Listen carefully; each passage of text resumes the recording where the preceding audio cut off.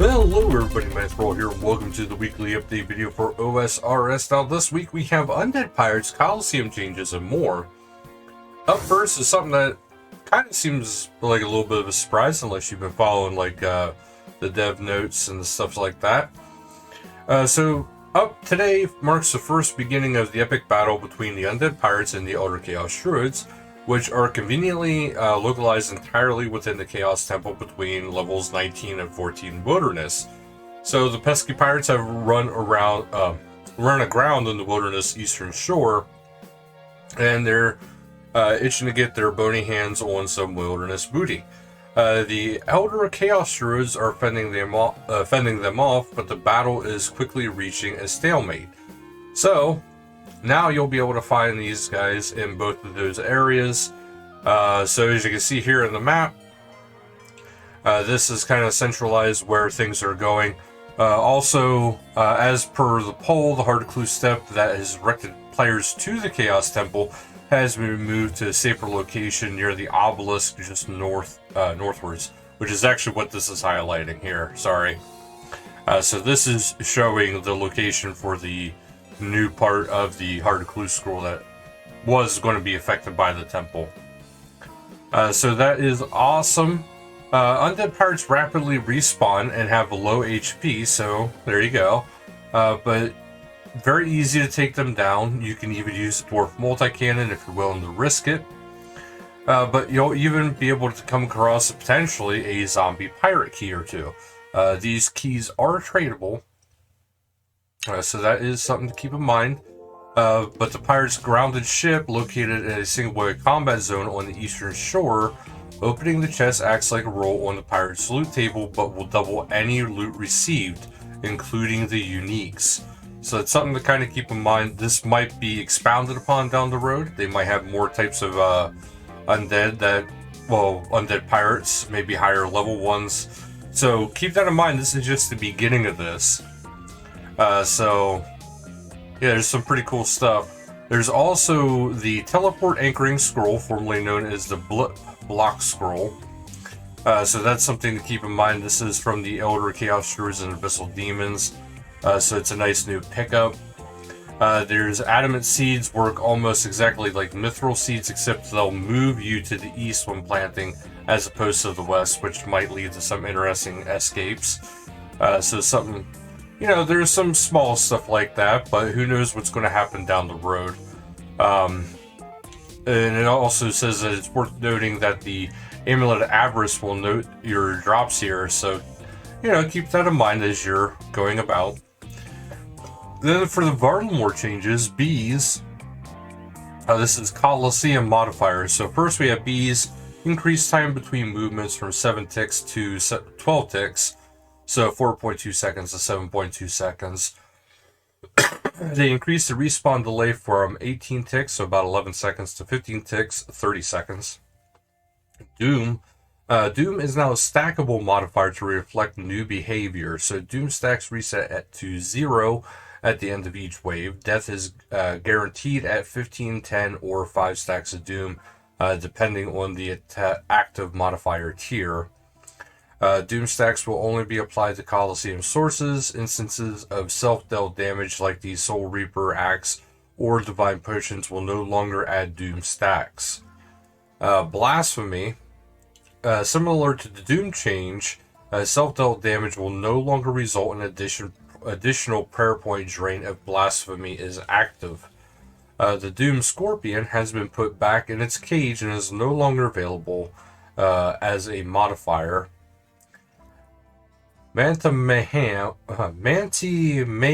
which is new, this has been added to the modifier pool with some changes in line with the feedback. So tier 1 adds the additional projectile per orb, means you'll get hit twice as many times for each attack, making hits off prayer more punishing. Tier 2 adds a venom effect to any damage received from the Manticore's attacks.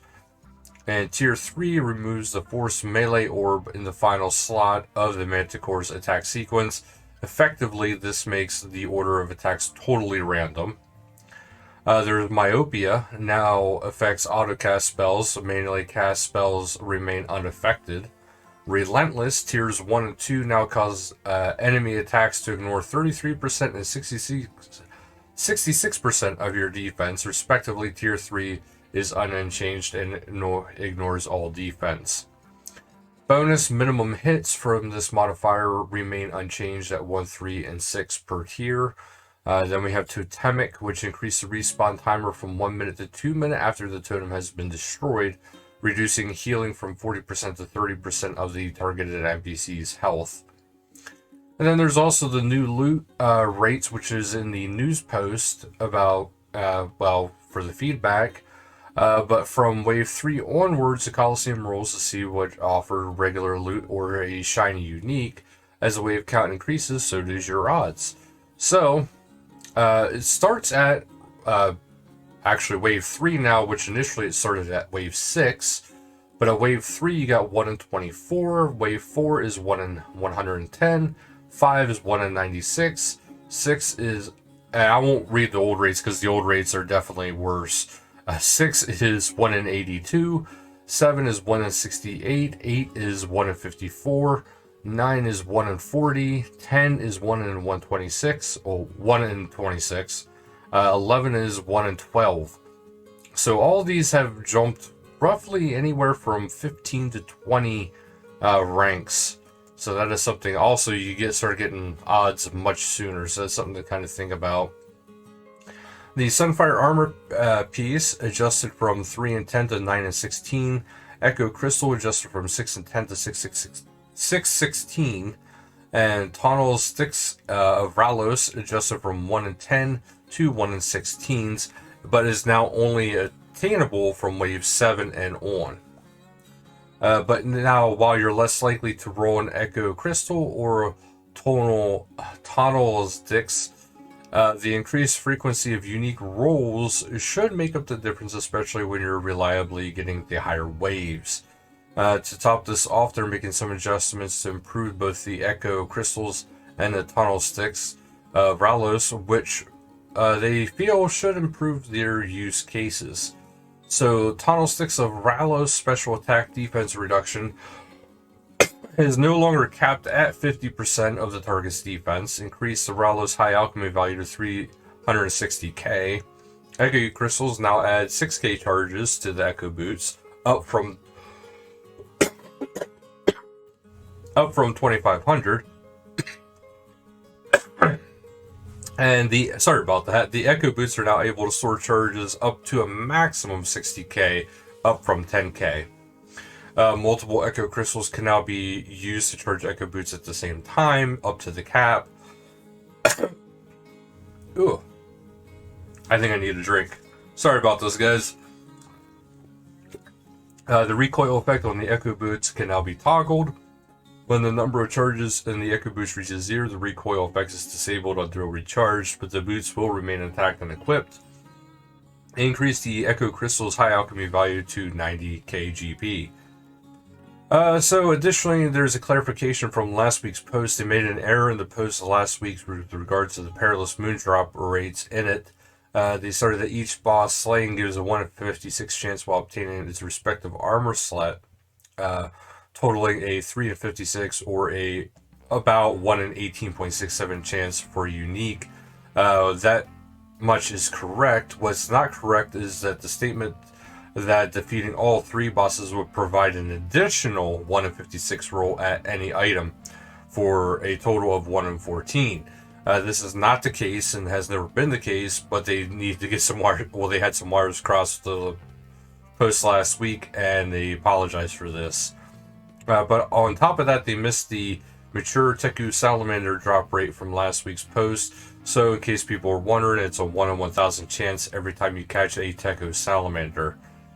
Now here is another list. Natus, who runs a rune shop in Camp Torum, has adjusted her prices in line with rune shops across Gillinor. Visually updated the pickaxe stall in Camp Torum to distinguish it from the crafting stalls. Tidied animations on the Blue Moon Spear. Added a pop-up that explains how to change the Quetzal Whistle when players first claim a blueprint. Petrie will still provide this information if players ask them nicely. Note that this point was included in error. This change is occurring in the future update. It won't be present in today's update, but they'll be working on it for posterity's sake. The hunter pouch and meat pouch can now be opened and or closed, much like the looting bag. When opened, the pouches will fill up with their respective resources. Additionally, the hunter and meat pouches can now be emptied directly into the bank. The Serpent Shaman inside the Coliseum has some animations updated so that their spells better reflect their powers. There's also another edit here. This is not included in this week's update, but will be in a future one, which is that the Impling Jars and Rings Pursuit can now be added to and removed from the Huntsman kit. Keep in mind that's down the future. Players can no longer walk inside the fence of the bridge in the Civitas Illa Fortis Park, so they apologize to any phase through the fence on the bridge in the park and locked iron players. Oof. A crop circle leading to Purupuro should now be spawned as intended in the wheat field near Civitas. Nagua inside Ne Podsley are now classified as spectral creatures. Bees inside the Coliseum are now visible. Adjusted some of the terrain near the Sunfire Antelopes to make them less frustrating to hunt. Special attack energy no longer regenerates between waves in the Coliseum. Fix a bug where the stash unit could store the Sunfire armor, which would interact similar stash unit in Trollheim when filled up or emptied. Fix a bug where the Sulfur and Nagua's special attacks were increasing the player's action delay rather than their own. And then there's some wilderness changes. So the wilderness agility changes is that dying within the course, including the underground area, will lose you about 150k deposit. Although you can rest easy knowing that it won't be transferred to AP Care if you died in PvP. But there is the amount offered per lap increases at discrete intervals. So 1 through 15 is an average of 10k loot per lap. 16 through 30 is 20k per lap. 31 through 60 is an average of 30k loot per lap. And 61 plus is an average of 40k per loot. Loot per lap. So your lap streak will reset upon a logout or upon leaving the course. So be prepared to, might have to deal with some PvP. But you'll get about a 50-50 split of alchables and blighted items, which should score you with considerable profits and supplies for future trips. So that's something to keep in mind. The only thing is, if you have empty inventory slots, you'll also be given the unnoted blighted items. This is to try to help players who have come out on the other side of the fight and want to keep their lap streak going. So this is to help you kind of keep being able to go. On top of this, there is a 1 in 40 chance per lap to receive a medium clue scroll, so there is also something to look forward to. And to keep up with the rise of the undead aspect, they added more skeletons around the course. For one thing, they really need to be put on some muscle. I don't know why. But additionally, they'll be making this a single plus combat system similar to the Revenant Caves, so that players can't avoid combat by boxing a skeleton. Outside the opt-in system, you'll be earning some improved XP rates at this course without needing to pay the 150k deposit. So that's something to keep them out too. And at the end of each lap, you'll be receiving a Wilderness Agility ticket, which can be redeemed at the dispenser for a baseline of 200 XP per ticket. Redeeming more will grant additional XP modifiers as follows. So 1 through 10 is 200 XP, 11 through 50 is an additional 5%, so 210 XP per. 51 through 100 is 220 XP per token. And 101 plus grants an additional 15%, so 230 XP per token. So it's up to you to decide if it is worth or not to, keep building up the tickets. There is some other Wilderness PvP changes. So they reduced the respawn timers for most NPCs in the wilderness, including bosses, but excluding revenants, to 9 seconds. Improved the quantity of the following wilderness slayer tasks: bandits at the wilderness bandit camp, dark warriors at the dark warrior fortress, rogues at rogue's castle, and Anku hellhounds and ice giants and jellies in the wilderness slayer caves. Improved the aggro range of Anku, lesser demons, ice giants, and hill giants. Removed a crate in the pirates' hideout deep in the wilderness, allowing dwarven multi-cannons to be placed in the middle. So there you go. Marginally improved the drop rates of the following NPCs. Bandits added the runeful helms, rune medium helms, rune scimitars, and dragon longswords. High level rogues added 1 to 3 KGP per kill, so that's something to keep in mind. Superior Slayer monsters now have a 10% increased chance to spawn during Wilderness Slayer tasks. Players can now purchase imbued god capes from Purdue for 250 KGP after completing the mini quest. Inboxes can no longer be used in PvP worlds. Their primary use case on these worlds is for scamming other players after agreeing to fight on a mutually agreed upon risk, so they're disabling them to reduce the potential for abuse. Additionally, manually uncharging your imbued items will refund 100% of the points/zeal, up from 80%. Dying with an imbued items such as Berserker Ring Eye, Solve Eye, Slayer Eye, that is lost on death and will now refund either points or the imbue scroll used to create it. So that is actually quite a bit. They also fixed the intended PJ timer interactions across single-way combat and multi-way combat borders. Imagine that both players A and B are attacking C in a multi-way combat zone.